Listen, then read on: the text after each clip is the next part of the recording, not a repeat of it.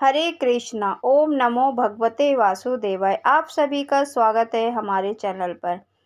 आज आपको इस वीडियो में कार्तिक मास महात्म अध्याय 30 की कथा सुनाएंगे। चलिए शुरू करते हैं कथा। शौनक ऋषि ने पूछा, हे सूत जी, दूसरे द्वारा संकल्प द्वारा दिया हुआ पुण्य ही लगता है या बिना दिए हुए भी मिल जाता है? तब सूत जी ने कहा, पाप तथा पुण्य दोनों बिना दिए हुए भी मिलते हैं। सतयुग में एक का किया हुआ पाप तथा पुण्य कर्म सारे देश को, त्रेता में ग्राम को तथा द्वापर में कुल को मिलता था, परंतु कलयुग में केवल कर्ता अर्थात करने वाले को ही पाप और पुण्य मिलता है। एक पात्र में साथ साथ भोजन करने वाले को पाप व पुण्य का आधा आधा भाग मिलता है। दूसरे की निंदा करने वाले, सुनने वाले, चिंतन करने वाले को भी पाप पुण्य मिलता है। दूसरे का द्रव्य चुराकर दान देने वाला पाप का भागी होता है। पाप या पुण्य का उपदेश करने वाले को छठा अंश प्राप्त होता है। प्रजा का छठा अंश राजा को प्राप्त होता है। इसी प्रकार शिष्य से गुरु, पिता से पुत्र, स्त्री से पति को भी छठा अंश पाते हैं, परंतु स्त्री पति का आधा पुण्य पाती है। इस प्रकार बिना दिए भी एक दूसरे को पाप और पुण्य की प्राप्ति होती है। इस संबंध में अत्यंत पुण्य देने वाला एक प्राचीन इतिहास सुनो। एक समय उज्जैनी नामक नगरी में धनेश्वर नाम का ब्रह्मोचित क्रमों से रहित जुआरी, मदिरा पीने वाला, वैश्यगामी, रसकवल तथा खाल बेचने वाला अत्यंत पापी ब्राह्मण रहता था। वह क्रय विक्रय हेतु कई नगरों में घूमता फिरता महिष्मती नगरी में आया और वहां पर एक मास तक ठहरा। एक दिन नर्मदा नदी के तट पर उसने जप तप करने वाले ब्राह्मणों का पूजन तथा सायंकाल शिव का दीपदान महोत्सव भी देखा। उसी रात्रि को एक सर्प ने उसे काट लिया। तब कुछ मनुष्यों ने उसके मुख में तुलसी दल तथा नर्मदा नदी का जल डाला।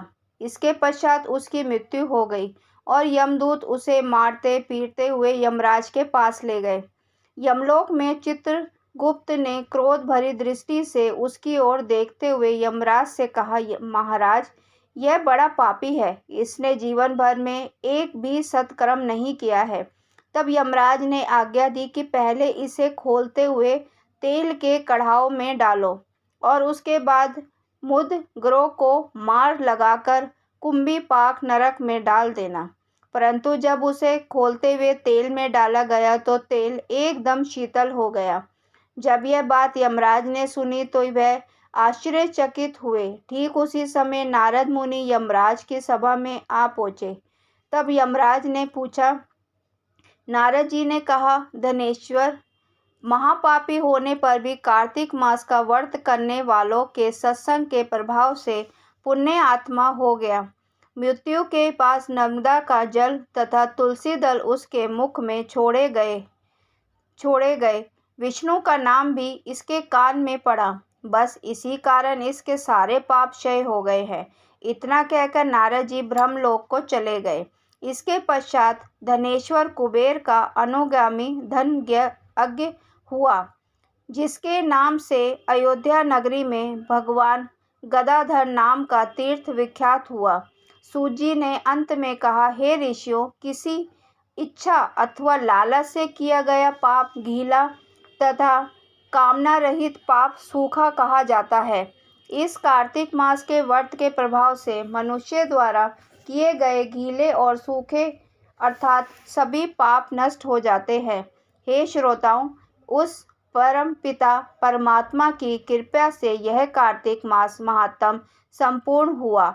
जो इसके अनुरूप आचरण करेगा वह तो जीवन में सभी सुख और जन्म में मोक्ष को प्राप्त होगा ही, श्रद्धापूर्वक इसको पढ़ने, सुनने और सुनाने वाले भी असीम पुण्य फल प्राप्त करेंगे।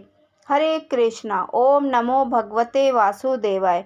इसी के साथ कार्तिक मास महात्म के सभी अध्याय समाप्त होते हैं।